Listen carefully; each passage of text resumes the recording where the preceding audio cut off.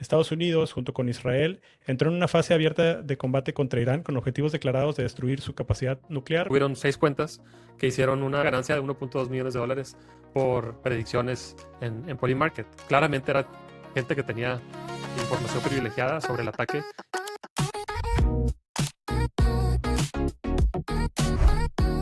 ¿Qué tal? Bienvenidos a un podcast de humanos, un espacio para hablar de mercados, tecnología y otras cosas que están pasando en el mundo.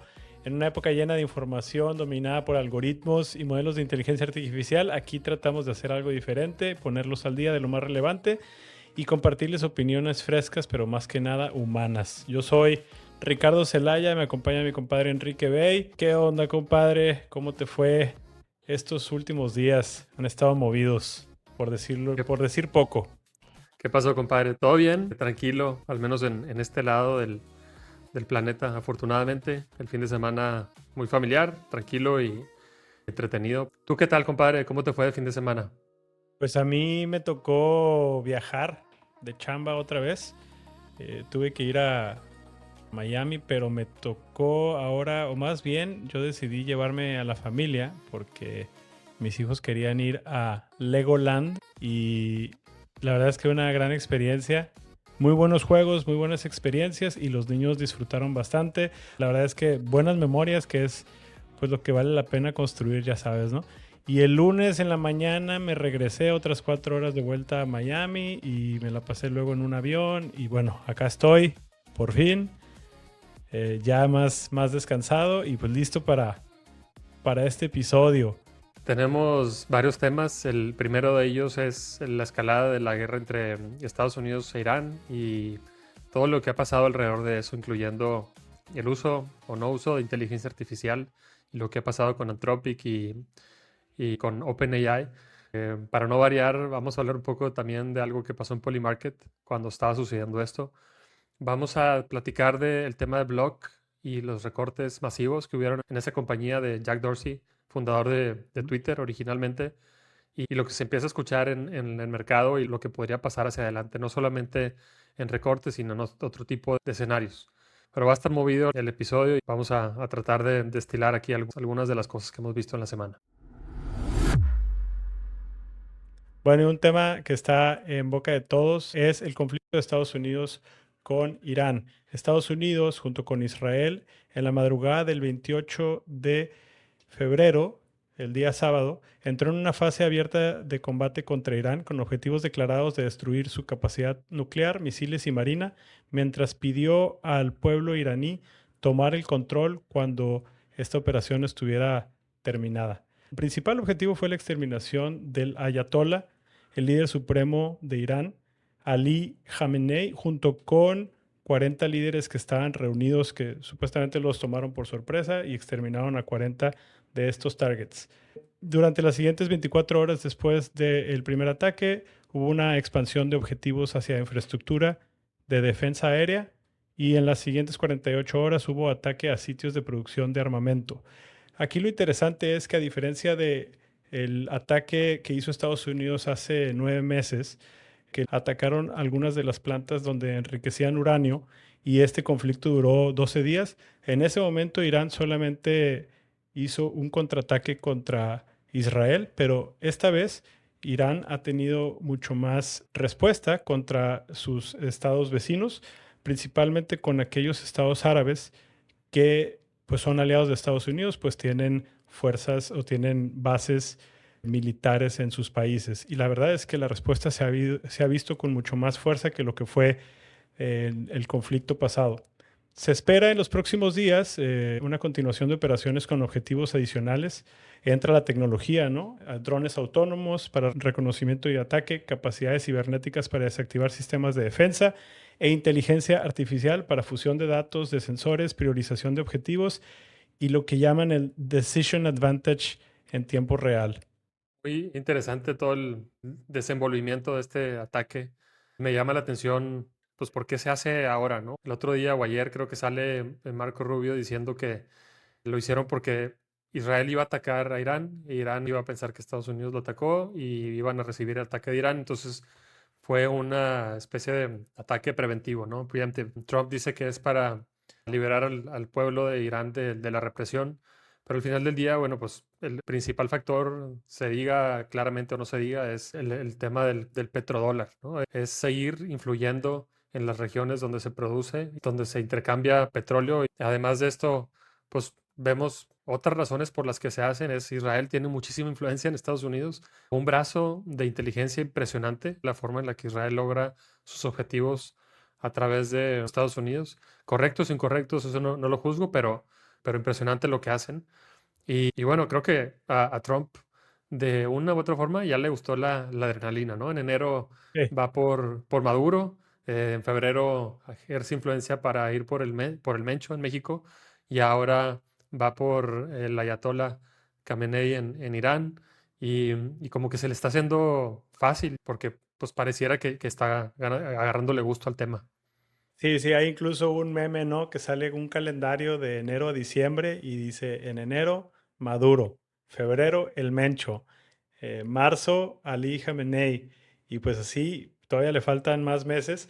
Y bueno, yo creo que pues sí, no son, yo creo que tiros al aire.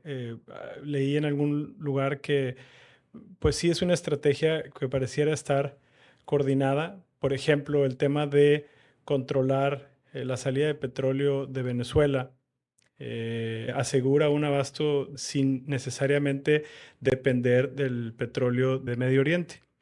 Y creo que hay implicaciones en este conflicto de gran escala para la economía mundial y es el hecho de que por el estrecho de Hormuz, que es por donde transita, digamos que el 20% del petróleo a nivel mundial, pues ya se amenazó con cerrarse durante este conflicto, lo cual ha estado poniendo presión en el precio del petróleo a la alza. De hecho, el día de hoy vimos el WTI tocó 74 o $75 por barril, cuando el Brent tocó como $82. Y ahí en pantalla estás justamente mostrando este estrecho que es crucial para la economía mundial. Es el Golfo Pérsico y este pues lleva, digamos que del mar Arábico, el Golfo de Omán sube al Golfo Pérsico y de ahí le da salida a través de Irak y otros países al Mediterráneo, ¿no? Entonces es un canal súper importante para el comercio. ¿Qué implicaciones ves más allá de estas, compadre? Pues ahí sí, definitivamente el control de este estrecho ejerce mucha influencia y mucho impacto en el mundo. Estamos viendo, yo creo que ya algunas de las consecuencias en Estados Unidos está empezando a aumentar el precio del combustible. Si no me equivoco, entre el 10 y el 20%. En Europa creo que un poco más, porque el impacto es mucho más directo. En México es subsidiado, al menos en el corto plazo, y el golpe lo absorbe, el golpe o el beneficio lo absorbe el gobierno, pero eventualmente y en el largo plazo todo eso claramente se termina ajustando. Entonces, de entrada es eso, ¿no? Algo muy local aquí en México en particular es el tipo de cambio peso con dólar que ha estado a la baja durante el último año y por primera vez creo que tiene una Ujú. abrupta subida, al menos en el día de hoy, ¿no?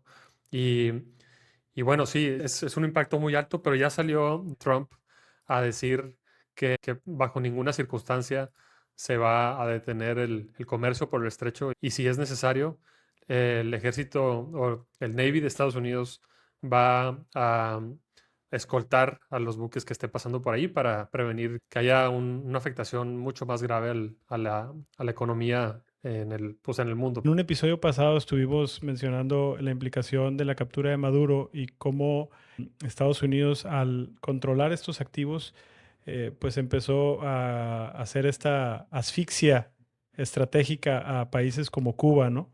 Y creo que la historia se está repitiendo de nuevo, pero ahora con China. A final de cuentas, China está en el centro de estos conflictos, aunque como comentábamos tú y yo, o sea, es importante el silencio de China en todo esto, ¿no? O sea, te da mucho que pensar que está pensando justamente la otra parte del conflicto, cuando realmente en todo este barullo, la verdad es que ni siquiera aparece todavía. Pero mi punto es, China quema alrededor de 10 millones de barriles de petróleo al día y el 50% de lo que obtiene es del Medio Oriente, ¿no?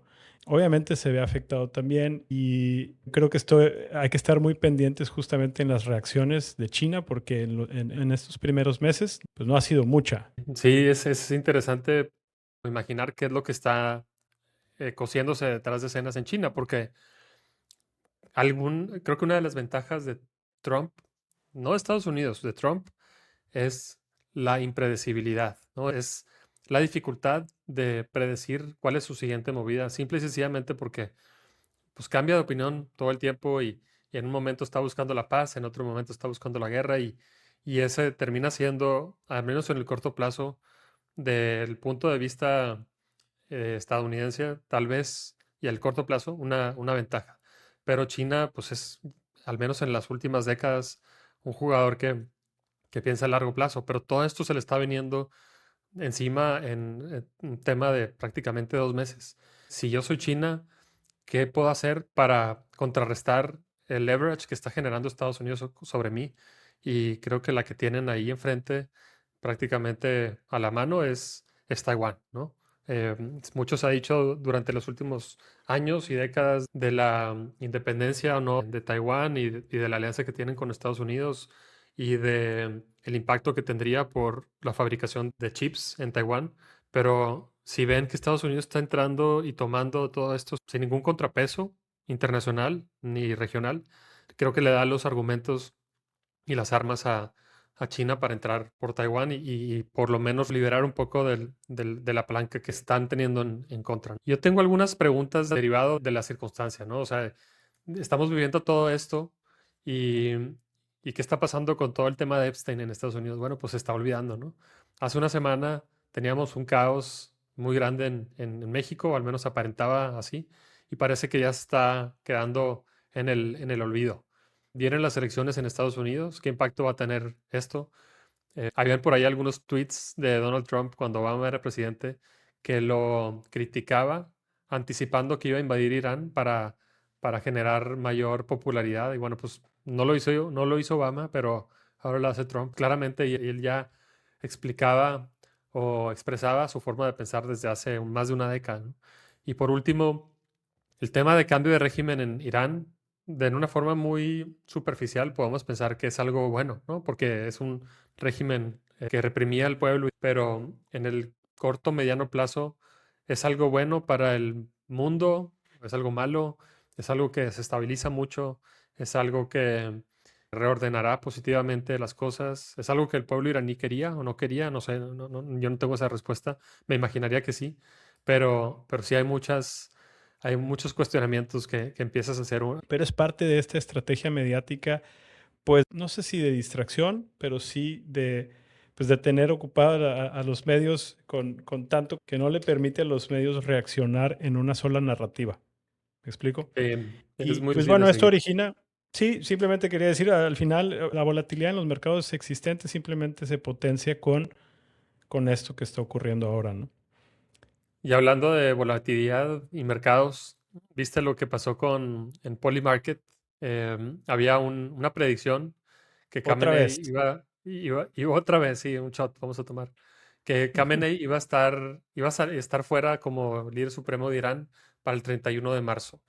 Y hubo un movimiento muy particular, si tú te fijas aquí, el número de sí era entre 23 y 24% hasta el 27 de febrero, es decir, el día antes del ataque, a hora de nuestra, a las 11 de la noche. Y por ahí de las 12 de la noche de repente sube a 24.5 y a las 12:30 de la noche, una hora antes o justo antes de una media hora antes de que se dieran los ataques, sube a 32%. Y lo que después se Mm. descubrió es que hubieron 6 cuentas que hicieron una ganancia de 1.2 millones de dólares por predicciones en Polymarket. Entonces, claramente era gente que tenía información privilegiada sobre el ataque y que aprovechó esa información para hacer pues, unos dólares aquí y entramos otra vez al tema de si se debe de Unos, regular o no esto. unos $150,000 o cuánto fue lo que hizo. Hicieron 1.2 millones de dólares de ganancia. Ah, no, mucho Sí. más.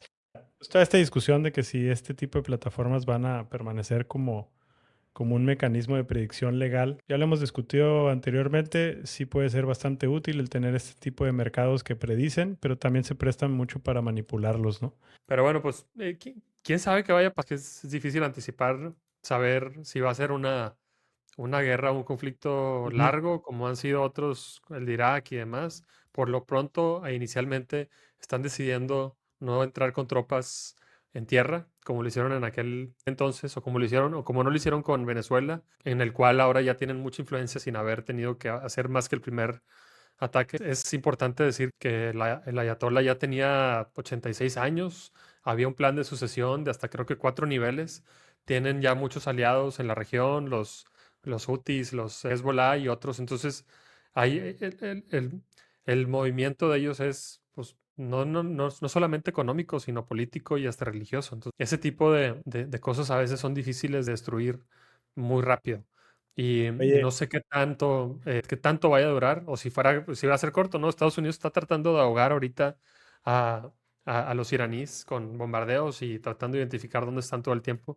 Y están eliminando a los líderes y a los sucesores de los líderes y demás. una vez que se elimina, se extermina a este líder y a 40 más que supuestamente eran algunos de los sucesores, pues ¿qué sigue para el pueblo de Irán?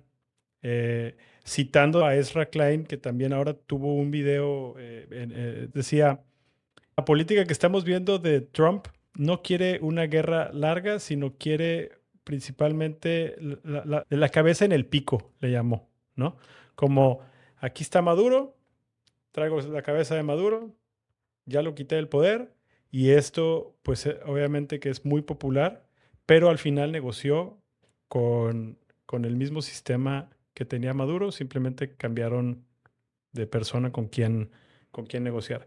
En el caso de Irán es un poco más complejo, pues supuestamente ya se deshicieron de 40 de estos targets, pero no está claro con quién van a negociar o si realmente quieren un cambio de régimen. Y esto es lo que decías tú. Inicialmente, cuando bombardearon, dijeron queremos un cambio de régimen, tiren al gobierno y como que llamó al pueblo iraní para que se levantaran. Y el día de hoy, ayer, estuve viendo algunos tweets en donde dicen, no, no es necesariamente un cambio de gobierno, es simplemente queremos una transición y queremos como que negociar. O sea, sí hay yo creo que un interés porque no escale y al final de cuentas eso lo van a dictar los mercados, en mi opinión, no necesariamente la voluntad de los humanos detrás que están tomando las decisiones, ¿no? Que pueden hacer una escalada sin sentido, como lo hablamos el podcast pasado, y los mercados al final de cuentas son el contrapeso que les van a decir, se sientan a negociar o pues todos perdemos, ¿no? Sí, bueno, y hablando de mercados también, ¿tú crees que vaya a caer el régimen iraní antes del 31 de marzo? Esa es otra apuesta de Polymarket. Antes de que Es correcto. dice 31 de marzo. O sea, este mes, No, este mes. no, la verdad es que como yo veo o sea, la respuesta de Irán esta vez, yo me atrevería a decir que esto se va a extender más de lo que creemos. Y también, bueno, la pregunta es un poco tricky, ¿no? Porque que caiga el régimen, ¿qué quiere decir? O sea, literal que hay unas elecciones democráticas que no tengan al antiguo cuerpo de gobierno dentro, o qué. Yo creo que ahí no me queda claro, ¿no? Pues Definitivamente los que tiene que haber escriben alguien aquí que es que, suceda al ayatollah, pero ujú, sí, lo que dicen aquí es para marzo 31, el digamos, régimen el grupo actual. actual, el régimen actual, sí. Ujú. Hay otro que dice si va a sobrevivir a los ataques, lo que se está prediciendo con un 62% de chance, aunque hace unos meses se decía 72%, después bajó durante el ataque, bueno, no, antes del ataque, en fin, hay otras predicciones aquí, entonces veremos si los mercados están correctos. Por lo ¿Qué pronto crees? están diciendo que van a sobrevivir, al menos en su mayoría, 6 de cada 10 o 3 de cada 5, y están diciendo que para el 31 de marzo al menos uno de cada 5 está diciendo que sí va a caer, los otros 4 están diciendo que no, con su dinero. O sea, apunta a que no va a haber un cambio de régimen, según los Punta mercados a al que día no, de hoy. ¿Tú qué punta a que crees? no, exactamente. Yo creo que no, yo creo que no. Es este tipo de ataques, y como lo platicábamos hace uno o dos episodios, las guerras son normalmente muy diferentes a cómo se planean. Y, y creo que el ataque a Venezuela le dio mucha confianza al gobierno de Estados Unidos y por eso se aventaron a hacer pero no porque uno salió de una forma sorpresivamente positiva, quiere decir que el siguiente será igual.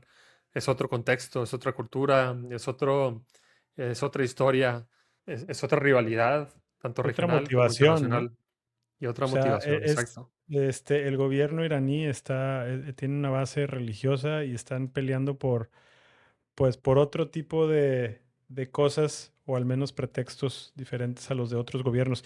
Y le puede pasar lo que le pasó como tú dijiste, en Irak o en Afganistán. Pues yo creo que hay mucho que ver todavía. Muy bien, y un tema que se estuvo discutiendo muchísimo la semana pasada es este de Block. Block, la empresa de Jack Dorsey, también fundador de Twitter. Salió Jack Dorsey en X.com ahora a anunciar que iba a recortar más del 40% de las posiciones en Block. Y él argumenta que lo está haciendo porque las herramientas de inteligencia, o sea, la inteligencia artificial, ahora permiten hacer mucho más con menos. Y bueno, esto se da en un momento donde están empezando a hablarse de robots autónomos a través de temas como OpenClaw, a través de la augmentación del humano y la posibilidad de hacer muchísimo más con inteligencia artificial. Y entonces empieza la pregunta en los mercados y en las otras compañías si esta es la estrategia a seguir. También se argumentaba que Block había crecido el headcount muchísimo en COVID y tenían que recortar independientemente de inteligencia artificial y este simplemente fue una buena salida, pero, pero no deja de haber secuelas en el mercado y pide la perspectiva de un empleado de Block que estaba siendo recortado, que se siente aliviado de haber sido recortado de cierta manera, porque el paquete que les dieron es muy bueno. Y si te Muy pones a generoso. pensar, y muy generoso, y si te pones a pensar desde un punto de vista macro, esto puede resultar, como ya hemos dicho antes, en cientos o miles de personas, no nada más de esta compañía, sino de otras, a empezar a tener tiempo, tener enfoque, tener energía, tener motivación y tener recursos para empezar a construir sus propias soluciones digitales y empezar a ofrecerlas en el mundo ahora ellos con las propias herramientas de inteligencia artificial. Y eso pues va a causar creo que una sobreoferta de servicios y de talento en el mercado por la combinación de estos factores. No sé cómo lo habrás visto tú. Fíjate que yo leí el tweet que estás presentando en pantalla. Es una decisión fría y dura, como bien lo explica Jack Dorsey, pero también pues muy en línea con lo que está sucediendo hoy en día. Y él menciona, de hecho, dentro de su texto que a ver, me pude haber tardado 6 meses en hacer esto paulatino, pero creo que es mejor hacerlo ya, hacer la incisión y rápidamente cerrar la herida y avanzar. ¿Por qué? Porque esto es algo que ya llegó para quedarse, puedo hacer mucho más con menos gente y de hecho, pues es una reducción de la plantilla, eran 10,000 personas trabajando en Block y creo que es el 40%, ¿no? Son 4,000 posiciones que deja ir y con un paquete pues generoso, ¿no? Que era, pues te doy, digamos que tu liquidación con tus 3, 4, 5 meses creo que eran, no sé si tú tienes el número, pero era, digo, yo no Siete sé si a meses. todo mundo, 7 meses, imagínate, ¿no? Pues claro que si estabas ahí dentro y ya veías que como quiera te iban a reemplazar, pues a lo mejor y es como muy buen deal. Dudo que la mayoría de las empresas pues tengan esos deals para sus trabajadores, desafortunadamente. Pero bueno, ¿cómo lo veo? Lo veo como algo inminente que ya hemos estado platicando en este podcast que va a suceder. Es cierto que esto está ocurriendo y que se puede hacer más con menos talento humano. Ahora, lo único que sí quisiera puntualizar es, te mandé por ahí un reel de Instagram en donde una persona estaba hablando del costo real de correr un agente o un modelo de inteligencia artificial contra lo que es tener un developer, por ejemplo. Ya ves que Cloud Code te puede ayudar a codificar y demás, pero dice, la gente que está corriendo agentes autónomos usando las APIs de estos modelos se está consumiendo en promedio $200 en tokens al día, ¿no? Y esto, obviamente, que por agente, esto suma más de $100,000 al año.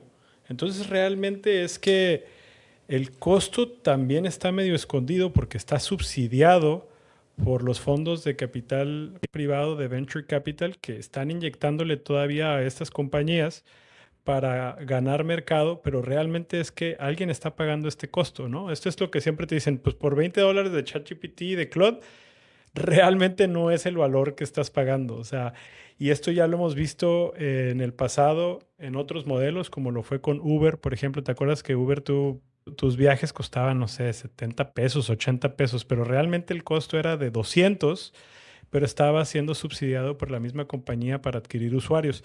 Pues lo mismo está ocurriendo, pero ahora en estos modelos de inteligencia artificial. Entonces, yo creo que está por verse. Jack Dorsey toma una decisión muy dura ahora. Debe tener tiene un sentido económico 100% para la compañía y para él. Creo que el ahorro es de $500 millones al año. O sea, es gigantesco y él es el accionista principal de Blocks. También se papió, ¿no? O sea, Ujú. realmente, por ahora, yo creo que lo que está por verse y se verá en los futuros reportes de la compañía es si esto sí se traduce en productividad y en no pérdida de la calidad, ¿no? O sea, si se pierde la calidad por haber sacado a humanos del loop, pues obviamente esto el mercado lo va a empezar a compensar. Pero bueno, esos son los pensamientos que tuve. Yo creo que es inminente, va a seguir ocurriendo. Sin embargo, todavía está por verse si estos sí se traduce en productividad real, ¿no? Sí, sí está interesante porque de forma inmediata, bueno, pues una compañía que hace esta acción, y esta es la primera, empieza a ampliar márgenes, empieza a ganar mercado y empieza a mejorar números. Y si esto desencadena o que otras compañías hagan lo mismo, pues lo que sucede es que crece el Producto Interno Bruto, por un lado, porque las compañías están creciendo, pero por otro lado se reduce el consumo porque ahora el ingreso se está distribuyendo en mucha menor cantidad de personas, ¿no? Si al menos se mantiene la premisa de que estas compañías macro son las que siguen operando en lugar de que sean muchas compañías pequeñas o medianas. Por ahí estuvimos leyendo este reporte de Citrini. Para quienes no lo leyeron, les platico muy rápido. Citrini Research es un boletín tipo Substack que publica memos y marcos de análisis sobre mercados y tecnología. Y en este caso, Alap Shah de Citrini escribe un ejercicio de pensamiento. No es una predicción, pero es un ejercicio donde redactan como si fuera un macro memo desde 2028. O sea, nos vamos 2 años hacia adelante Ujú. y nos imaginamos cómo es el mundo. Y la tesis del reporte, que se llama 2028 Global Intelligence Crisis, es que en un futuro donde la inteligencia artificial siga excediendo expectativas a nivel micro, es decir, agentes, productividad, fricción casi en cero, puede terminar siendo macro bajista. Y aparece lo que le llaman ellos el Ghost GDP, el Producto Interno Bruto Fantasma. Es un output que se mide, pero no se convierte en ingreso que circule. Y se activa Ujú.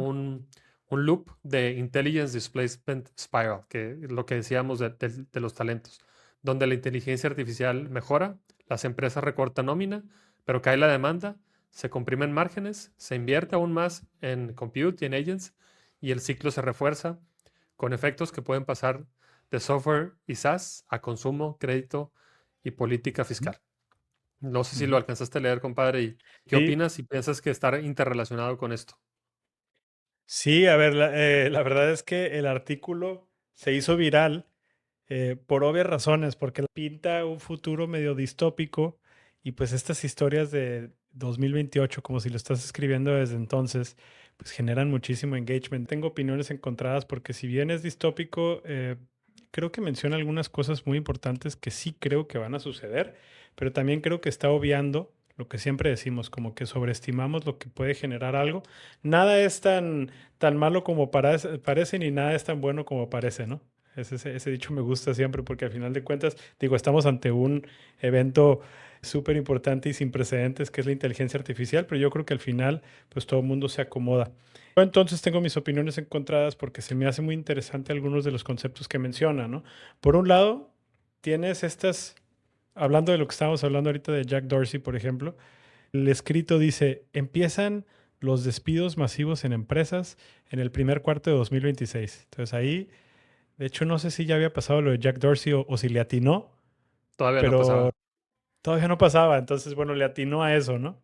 Y luego dice, el S&P o la bolsa en octubre de 2026 toca sus máximos históricos y de ahí empieza a caer y cae hasta 38% en 2028 porque se empiezan a ver todas estas cosas que no logró hacer la inteligencia artificial, o más bien los efectos colaterales de lo que hizo la inteligencia artificial. Entonces, por un lado, tienes el avance de la inteligencia artificial con esta productividad que va desplazando poco a poco a los humanos, pero el escenario distópico es como de movie, ¿no?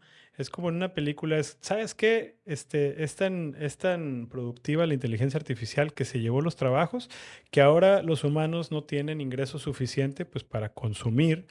Pues los humanos empiezan a tener que tomar estos empleos peor pagados y pues empieza un ciclo de retroalimentación negativo. Se impacta el mercado de vivienda, por ejemplo, este mercado de vivienda de 13 trillones de hipotecas a nivel mundial, pues ya no hay quien pueda tomar estas hipotecas y los mercados de deudas empiezan a colapsar y demás. A ver, yo creo que el tema de desplazar a los humanos iba a ocurrir, pero hay que tomarlo con un grano de sal, como dicen en inglés, que es, hay que todavía ver quién termina pagando por esta productividad. Al final de cuentas sigue todavía subsidiada, ¿no? Por los venture capitalists y por todas estas personas que están invirtiendo en estos modelos, pero el Ujú. usuario, vamos a ver si el usuario sí realmente puede pagar lo que valen estas cosas o no. Y eso al final el mercado puede hacer que se equilibre y que pues no convenga entonces correr a tanta gente. Yo creo que hay mucho todavía por ver, ¿no? Sí, porque el mercado es la misma gente que trabaja en esas empresas y que contrata los servicios de unos y otros. Entonces, si no hay ese mercado, entonces, ¿cómo se consumen? Y sí, creo que es interesante el destino y el proceso en el que llegamos a ese destino. Estaba leyendo también algunos puntos de vista. En Reddit había un thread sobre cuáles son los trabajos que se van a eliminar en los siguientes 5 a 10 años. Y lo terminé categorizando en cuatro, ¿no? Lo primero que se va es todo lo rutinizable, lo que tenga baja ambigüedad, temas como traducción de manuales, cosas de muy bajo nivel que no tiene digamos, un contexto por necesidad ni nada por el estilo. Todos los closed captions, todas las transcripciones y los call centers donde la atención al cliente es pues, muy básica, muy simple. Eso es lo primero que se va. Después, todo lo que comprime de una u otra manera la intermediación, o sea, las recepcionistas, los cajeros y la programación junior, al menos todo lo que hacían hasta hoy los junior devs, que era mucha talacha, era mucho código, voy a decir, en masa. Ahora, pues solamente necesitas a un dev para supervisar. Luego, lo tercero es todo lo que el humano puede ahora empezar a supervisar. Como que, bueno, en tema de traducción, ahora el humano sí tiene que editar o tiene que tropicalizar quizá por tema cultural o tema regional y tenga que tener ese contexto humano. Em, Ujú. todos los digamos, trabajos de conocimiento, el tema de escritos, textos y demás, la mayoría se va a hacer con IA, pero necesitas un editor al final, ¿no? Como Menos. menos personas, pero necesitas Ujú, algunas, ¿no? Como este podcast, ujú. ¿no? Al final del día generamos mucho research y usamos diferentes productos para hacerlo, pero al final nosotros somos los que tenemos que unificar mucho de esto, ¿no? Y lo que hablábamos el episodio pasado de radiología, el radiólogo ya no se está sentando a, a ver, digamos, paciente por paciente, sino más bien supervisan a los LLMs que están interpretando todas estas lecturas. Y el cuarto y último, más difícil de reemplazar, es todo aquel que implique una responsabilidad legal. Y hay un argumento muy fuerte ahorita contra los abogados, lo cual entiendo, Ujú. pero por otro lado, hay digamos, ciertas cosas que un humano tiene que dar su aprobación, ¿no? Ujú. Y, y los abogados, pues, son esa figura el día de hoy. Los médicos son otra de esas, también lo hablábamos la vez pasada, que un ChatGPT te puede dar un diagnóstico muy bueno, pero el médico sigue siendo, al menos el día de hoy, un último seal of approval también. Y por Ujú. último, dentro de esa misma última categoría, todos los trades, la plomería, los eléctricos, todo lo que tenga que ver con construir y arreglar cosas físicas, ¿no? Pues muchas cosas ya se están yendo y ya es una realidad y otras cosas van a tardar. Hablando también del tema de cómo va a ser esta evolución, pues es interesante anticipar qué es lo que va a pasar con todos estos trabajos, con todas las personas, y cómo van a generar un ingreso, si van a tener que ser subsidiadas y ese subsidio va a venir de impuestos a las empresas que estén ganando mucho, o si vamos a crear nuevas profesiones, si va a ser doloroso o si va a ser suave, como algunos están diciendo que ya no tenemos que correr para el futuro por ahí. Elon Musk, no Ujú. quería decir el nombre, pero bueno, Shot. Sí. teníamos que decir. Entonces, hay muchos escenarios al respecto por ahí también. De hecho, creo que el artículo de Citrini menciona un poco eso, ¿no? Dice, pues al final de cuentas tiene que entrar el gobierno y hacer pues los cheques de estímulo, como cuando pasó con COVID, ¿no? Que estuvieron los stimulus checks. Pero acá yo creo que se refiere un poquito más a la idea del ingreso universal, que es el UBI, el Universal Basic Income, que yo creo que ya es un tema que se va a empezar a hablar pues cada vez más, ¿no? Ya que mencionabas las profesiones que se van a reemplazar, la verdad la que yo más añoro que se reemplace ya son los contadores. Siempre tengo una muy mala experiencia con los contadores, pero yo creo que ahí sí el trabajo de los contadores es 100% automatizable, ¿no? Bueno, si pones el tema fiscal y la interpretación, cosas un poco más, me refiero más como a los bookkeepers, que es como los que llevan los libros, toda esa parte literal es que se va a automatizar. Los puestos o las posiciones, como bien decías, que tienen alguna responsabilidad legal, en este caso, los que hacen los impuestos, los fiscalistas y demás, pues van a sobrevivir todas esas posiciones. Lo decíamos el podcast pasado, el episodio, no es como que se van a reemplazar por completo, pero se van a disminuir muchísimo las personas que se necesitan, lo cual va a liberar a muchísima gente de la plantilla laboral del mundo, ¿no? Y eso es lo que hay que estar preparados. Bill Gates le preguntaron sobre el tema y el impuesto a los robots. No sé si él lo propuso o alguien se lo dijo a él, no recuerdo muy bien, pero pues es algo que va a suceder. Yo creo que vas a tener que ponerle impuestos a estas grandes empresas que están generando, pues justamente las tecnologías, las alternativas que están reemplazando a tu fuerza laboral. Vi un post el día de hoy de Yuval Noah Harari, que es el autor del libro Sapiens, que nos gusta mucho, y él dice, esta es la vez en la historia en que realmente no sabemos qué va a pasar en los siguientes 10 años en temas del mercado laboral, en las relaciones sentimentales, etcétera. Y él lo que recomienda es, dice, pon énfasis en tu cabeza, en tu corazón y en lo que puedes hacer con tus manos, porque una combinación de esto es lo que puede competir realmente con inteligencia artificial. ¿Y qué quiere decir? Pues lo que realmente nos hace humanos, ¿no? La intersección entre estas cosas, la conciencia, la cabeza, la inteligencia, el corazón y realmente pues las manos y lo que podemos hacer, por ahí vienen las soluciones. No está claro ahora, pero pues es una mezcla de ambas cosas. Sí, digo, se habla mucho, o se hablaba, ¿te acuerdas hace algunos años del término digital native, ¿no? Y cómo hay Ujú. una generación, tal vez la generación X o los millennials, que somos digital natives, que nacimos con el Nintendo en las manos y llegando a la etapa laboral, ya sabíamos o ya dominamos muchas de las cosas que la generación anterior tuvo que aprender mientras se desarrollaba. Y ahora creo que hay un shift a algo como el AI native. Y el AI native es alguien que puede usar herramientas de inteligencia artificial de una manera pues muy obvia y natural que para nosotros va a tomar una curva de aprendizaje, a usar a ChatGPT como un copiloto, no como un chatbot. Y otra serie de mil cosas que seguramente estarán saliendo en los siguientes, voy a decir semanas porque, o días, porque no serán años.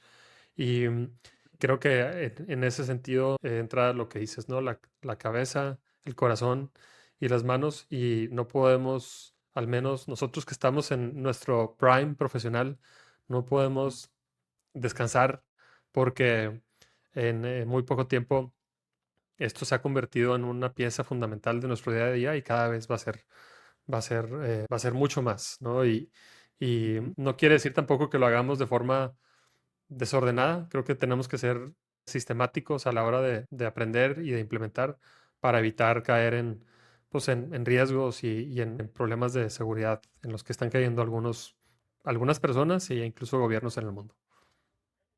Sí, 100%. Ahora que mencionaste el tema del destino y haciendo referencia a lo que estaba diciendo Noah Harari, también mencionó que el problema no son las tecnologías revolucionarias. O sea, ya ha habido en el pasado muchas tecnologías revolucionarias y dice, el problema no es el destino, o sea, hacia donde llegas una vez que ya está implementado. Cuando estuvieron los tractores, obviamente desplazaron a mucha gente que hacía este, pues el trabajo con las manos y pues desplazó a muchísima gente.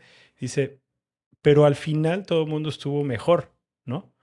Y él dice, así estaremos idealmente mejor con inteligencia artificial. El tema es cómo llegamos hacia allá.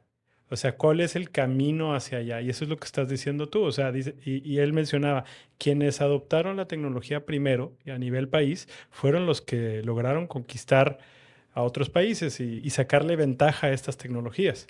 Entonces dice, el problema es cómo hacemos para que de aquí a ese ideal el camino sea bueno y beneficioso para todos y que no los trabajos se concentren en dos polos, en Silicon Valley en Estados Unidos y en Shenzhen en China. Los humanos somos difíciles de actuar si no tenemos la urgencia inminente o inmediata, ¿no? Prácticamente la tenemos que fabricar y creo que ahí está la clave entre, como dices, los que adopten primero ciertas tecnologías y se mantengan adelante de la curva y todos los demás. Bueno, y ahora vamos a continuar algunos temas o actualizar sobre otros temas que hemos platicado en episodios pasados.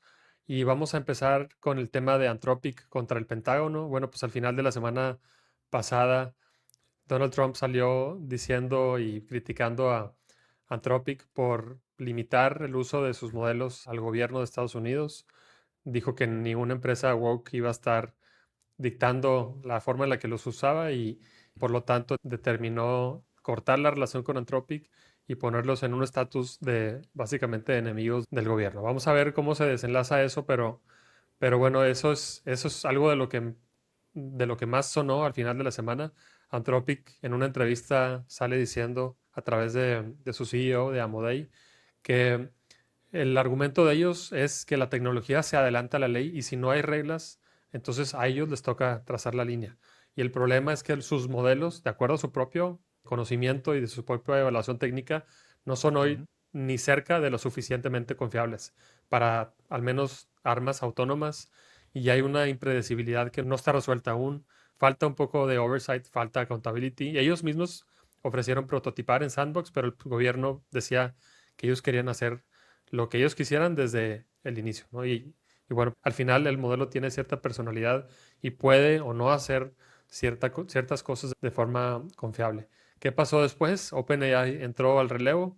Al mismo tiempo y en paralelo anunciaron que tenían 110 mil millones de dólares de fondeo y bueno, esto desencadenó unas reacciones de usuarios en todo el mundo. Por un lado, ChatGPT empezó a ser muy criticado y eliminado o cancelado en suscripciones.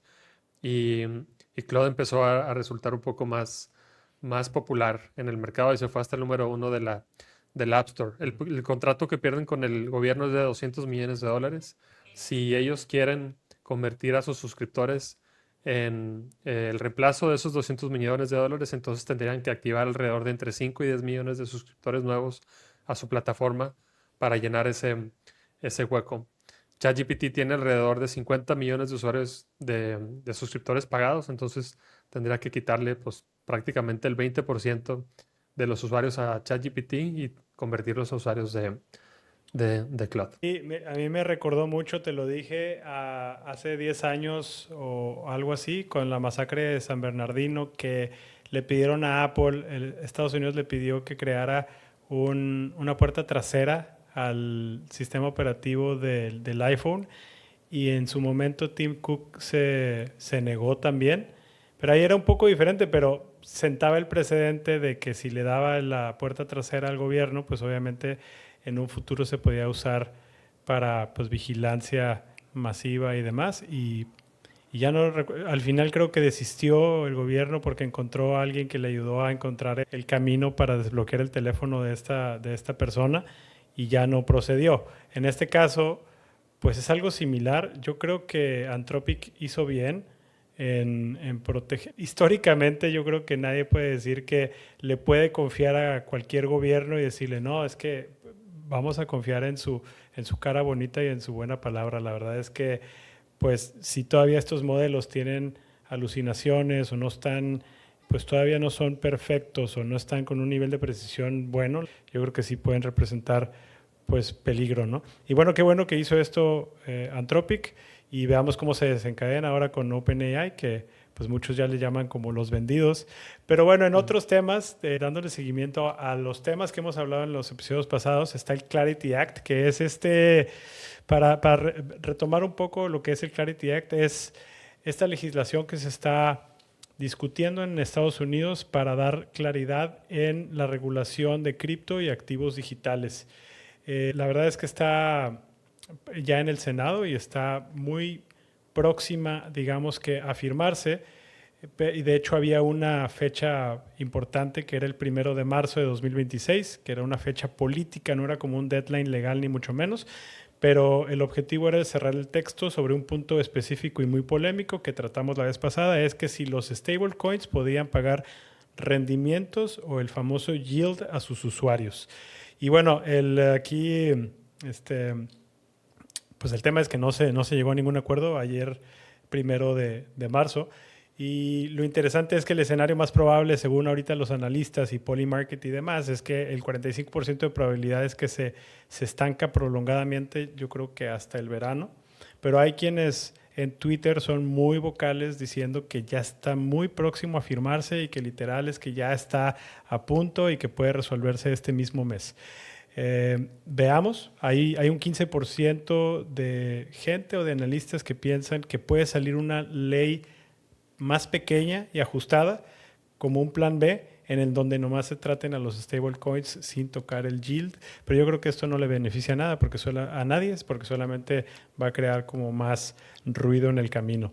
Pues en resumen, no hay acuerdo todavía para todos los que estamos siguiendo de cerca este tema, y esperemos que se clarifique el Clarity Act en las siguientes semanas.